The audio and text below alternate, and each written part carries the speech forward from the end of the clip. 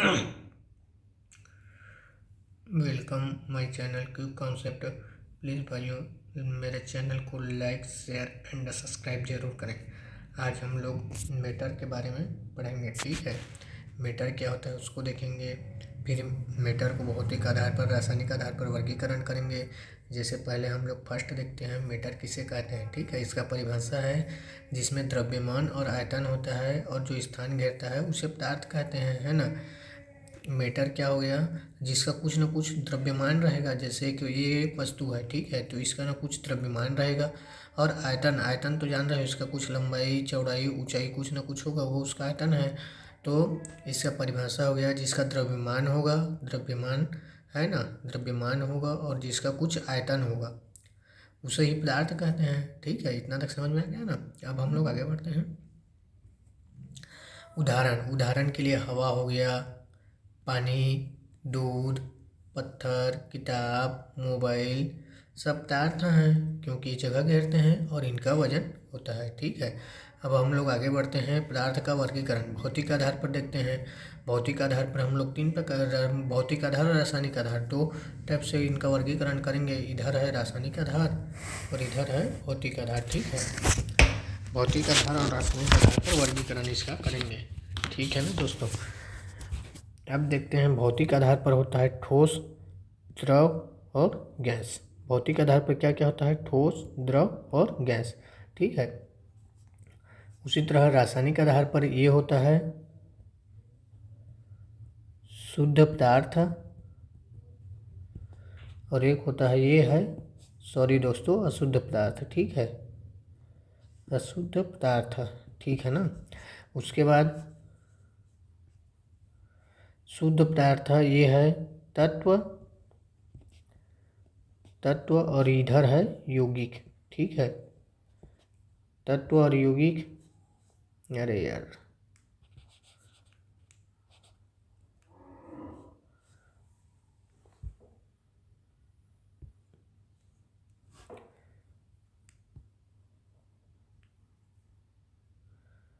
तत्व और यौगिक,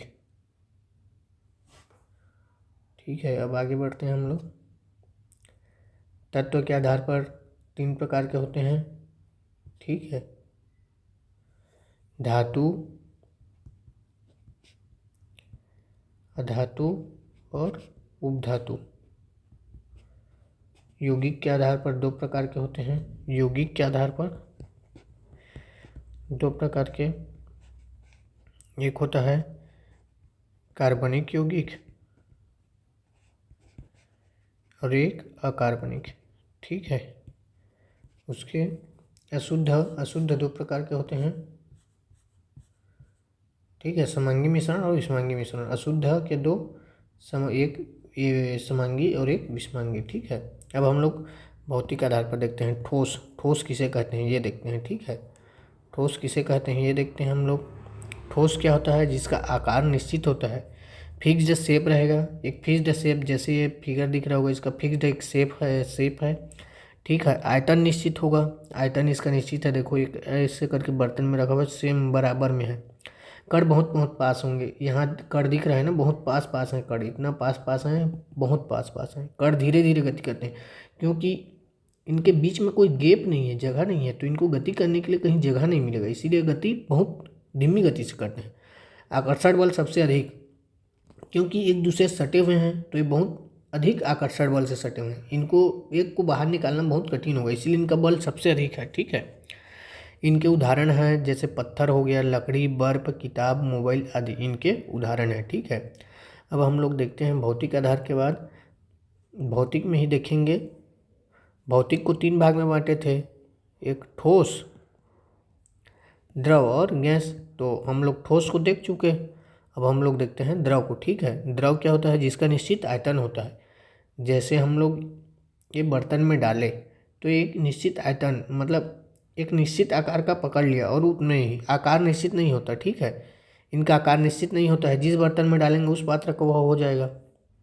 कण थोड़े दूर दूर, ठोस में देखे थे कण एकदम पास पास थे, इसमें थोड़ा दूर दूर है और इनके बीच में रिक्त स्थान थोड़ा ज़्यादा है उनसे। आकर्षण बल मध्यम है, इसका आकर्षण बल मध्यम है, मतलब ठोस से थोड़ा कम बल लगाने पड़ेगा, ठीक है। उदाहरण पानी, तेल, दूध आदि। गैस, गैस क्या होता है, ना आकार निश्चित होता है ना आयतन निश्चित होता है। कण बहुत दूर दूर होते हैं, यहाँ दिख रहा होगा, यहाँ दिख रहा है ना, कण बहुत दूर दूर होते हैं। आकर्षण बल सबसे कम, इनको निकालने के लिए आकर्षण बल सबसे कम लगेगा। सबसे तेज गति करेंगे क्योंकि इसके बीच में जगह बहुत है उनको इधर उधर जाने के लिए, तो ये तेजी से गति करेंगे। उदाहरण हवा, ऑक्सीजन, कार्बन डाइऑक्साइड, ठीक है। फिर आगे देखते हैं ठोस। ठोस क्या होता है, कण बहुत पास पास होते हैं, आकार इनका निश्चित होता है, आयतन निश्चित होता है, कण धीरे धीरे गति करते हैं। उदाहरण पत्थर, लकड़ी, बर्फ, किताब, मोबाइल आदि, ठीक है। फिर द्रव देखते हैं, कण थोड़ी दूर दूर पर, आकार निश्चित नहीं, आयतन निश्चित है, बर्तन का आकार ले लेते हैं। एग्जाम्पल पानी, दूध, तेल, जूस है। गैस हो गया, कण बहुत दूर दूर, आकार और आयतन निश्चित नहीं होता है, बहुत तेजी से गति पूरी जगह भर देती है। हवा, ऑक्सीजन, कार्बन डाइऑक्साइड इत्यादि, ठीक है। अवस्थाओं में परिवर्तन, जैसे ठोस से द्रव में जाएगा, ऊष्मा देंगे तो फिर द्रव से ऊष्मा देंगे तो गैस में जाएगा, ठीक है। फिर उसके बाद क्या होगा, फिर देंगे तो गैस से द्रव में आएगा, फिर द्रव से ठोस में जाएगा, ठीक है। इसी को छह छह अवस्थाओं में 6 प्रकार का परिवर्तन होता है, ठीक है। अब देखते हैं हम लोग पिघलना, जब ठोस अवस्था में रहेगा, यहाँ बर्फ है, ठीक है, बर्फ ठोस में है, जब उसको ऊष्मा देंगे तो द्रव अवस्था में पानी में चल देगा, ठीक है। समझ में आ गया ना। फिर उल्टा करेंगे, बर्फ को पानी को ठंडा करेंगे तो बर्फ बन जाएगा, तो उसको जमना बोलेंगे। ये ऊपर जो क्रिया होगा, ऊपर क्रिया होगा, इसको बोलेंगे हम लोग ये पिघलना, है ना, इसको बोलेंगे मेल्टिंग, मेल्टिंग, और नीचे को बोलेंगे हम लोग फ्रीजिंग, फ्रीजिंग, ठीक है। यहाँ तक समझ हो गया। प्लीज़ दोस्तों मेरे चैनल को like, please like and share करें, सब्सक्राइब भी कर दें, ठीक है। भूल जा रहा था थोड़ा हंसी मजाक में, ठीक है। अब हम लोग देखते हैं अवस्थाओं में परिवर्तन। अवस्थाओं में परिवर्तन कैसे होता है, जैसे द्रव होए, द्रव से गैस में जाएंगे तो उसको इवेपोरेशन बोलते हैं, वाष्पीकरण, ठीक है, इवेपोरेशन, ठीक है। फिर गैस से द्रव अवस्था में आएंगे उसको बोलते हैं कंडेंसेशन, कंडेंसेशन, ठीक है। फिर ठोस अवस्था से गैसीय अवस्था में जाएंगे उसको बोलेंगे हम लोग ऊर्ध्वपतन, सब्लिमेशन, सब्लिमेशन। फिर गैस से ठोस में आएंगे उसको बोलेंगे निक्षेपण, डिपोजिशन,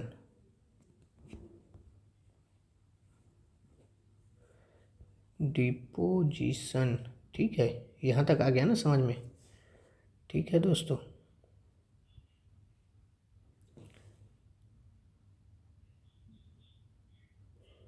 यहाँ तक आ गया समझ में, ओके। अब हम लोग आगे बढ़ते हैं, ठीक है। अब हम लोग आगे बढ़ते हैं।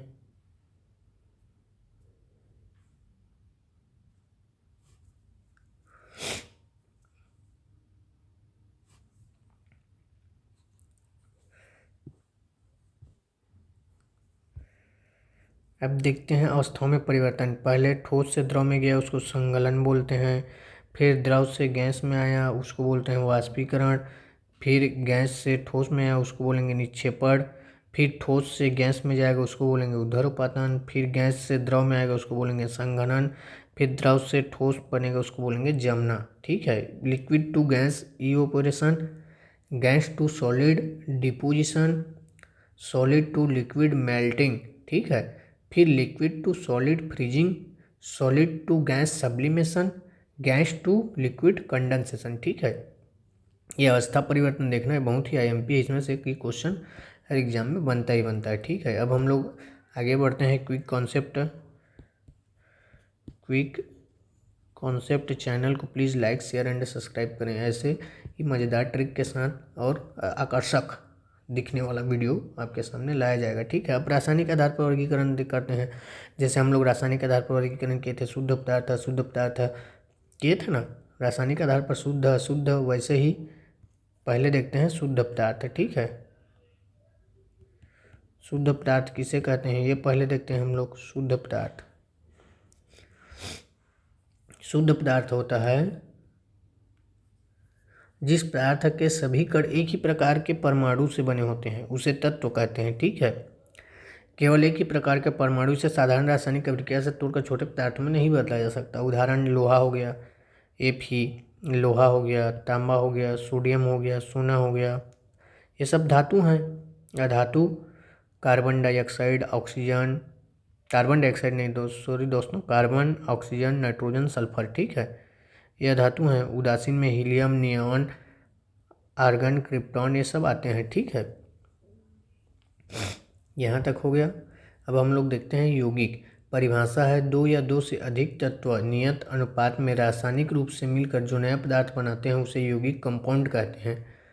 कंपाउंड कहते हैं मुख्यतः दो या अधिक तत्व रासायनिक संयोजन से बनते हैं, नया पदार्थ बन जाता है ना। इन्हें साधारण क्रिया से अलग नहीं किया सकता, रासायनिक क्रिया अलग है इसके लिए। जैसे हम लोग पानी हो गया, पानी एक यौगिक है, एक निश्चित अनुपात में बना है। हाइड्रोजन का 2 परमाणु और ऑक्सीजन का 1 मिलकर पानी बनाया। वैसे नमक बना, कार्बन डाइऑक्साइड बना, चीनी बना। ठीक है,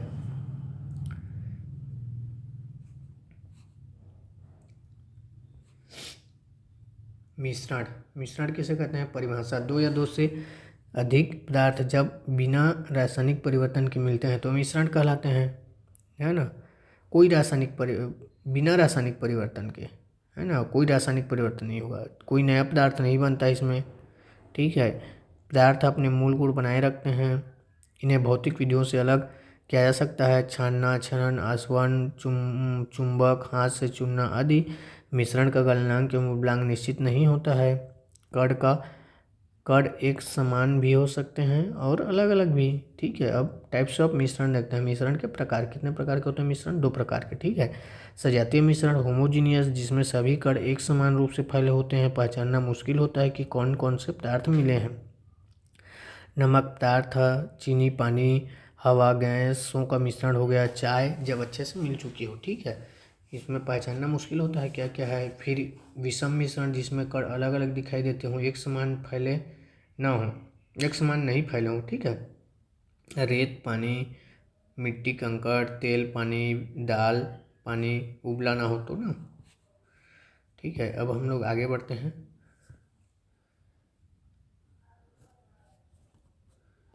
ठीक है, अब देखते हैं रासायनिक आधार पर। अब तीनों अवस्थाओं का तुलनात्मक अध्ययन कर लेते हैं। ठीक है, तीनों अवस्थाएं, ठोस पढ़े, द्रव पढ़े, गैस पढ़े। इसमें कणों की दूरी कैसे होता है, जैसे ये ठोसों में बहुत कम पास पास देखे थे, ऐसे ऐसे एकदम नज़दीक थे, पास पास थे। ठीक है, द्रव में देखे थे थोड़ा इससे दूर दूर था, गैस में देखे थे और दूर दूर था। ठीक है, कणों की गति इसमें बहुत कम, क्योंकि एकदम पास पास है तो इनको गति करने के लिए बहुत कम मिलेगा। ठीक है, इसमें मध्यम गति होगा, इसमें बहुत तेज़ी से गति होगा। फिर आकार, इसका आकार निश्चित है, इसका आकार निश्चित नहीं, बर्तन का आकार ले लेता है द्रव। ठीक है, और गैस निश्चित नहीं है। ठीक है, वो आकार, आयतन होता है, ठोसों में निश्चित आयतन होता है, द्रव में निश्चित आयतन होता है, गैस में निश्चित आयतन नहीं होता है। संपीड़ितता इसमें बहुत कम है, इसमें कम है, इसमें बहुत अधिक है। ठीक है, प्रसार इसका बहुत कम है, इसमें कम है, इसमें बहुत तेज़ी से होता है। बल आकर्षण इसमें सबसे अधिक, इसमें मध्यम, इसमें सबसे कम। इसमें गतिज ऊर्जा सबसे अधिक, इसमें द्रव में मध्यम, इसमें सबसे कम। उदाहरण इसका है बर्फ, लकड़ी, पत्थर। द्रव का उदाहरण है पानी, दूध, तेल। गैस का उदाहरण है हवा, ऑक्सीजन, कार्बन डाइऑक्साइड। ठीक है, अब देखते हैं किस अवस्था में कण सबसे पास पास होते हैं। तो किस अवस्था में होते हैं सबसे कण पास पास, ठोस अवस्था में हम लोग देख भी चुके हैं। ठीक है, तो इसका राइट आंसर हो जाएगा ठोस अवस्था। ठीक है, इसके बाद सेकंड क्वेश्चन देखते हैं, किस अवस्था का आकार निश्चित नहीं होता है। किस अवस्था का आकार निश्चित नहीं होता है, द्रव का। ठीक है, द्रव का आकार निश्चित नहीं होता है। किस अवस्था में कण सबसे तेजी गति करते हैं, गैस में करते हैं। ठीक है, कौन सी अवस्था सबसे अधिक संपीड़ितता है, गैस है। ठीक है, फिर एक और क्वेश्चन है, कौन सा कथन सही है, ठोस का आकार एवं आयतन निश्चित होता है। ऑप्शन ये सही है। ठीक है, हवा किस प्रकार का उदाहरण है, हवा गैस का उदाहरण है। ठीक है, अब इसके बाद देखते हैं तत्व किसे कहते हैं। दो पदार्थों का मिश्रण एक ही प्रकार के परमाणु वाला पदार्थ था। दो तत्वों का रासायनिक रूप से जुड़ना, पानी में घुलना। एक ही प्रकार के परमाणु वाला पदार्थ। निम्न में से तत्व कौन है? सी ऑक्सीजन। यौगिक किसे कहते हैं? दो तत्व रासायनिक रूप से मिले तो पदार्थ बिना बदले मिले कर दूर हो, केवल एक प्रकार का पदार्थ हो। दो तत्व रासायनिक रूप से मिले, ठीक है। पानी का क्या है? उत्तर बी यौगिक है, क्योंकि निश्चित अनुपात में मिले हैं, ठीक है। प्लीज़ दोस्तों मेरे चैनल को लाइक शेयर एंड सब्सक्राइब करें और मेरे चैनल में सपोर्ट ज़रूर करें, ठीक है दोस्तों।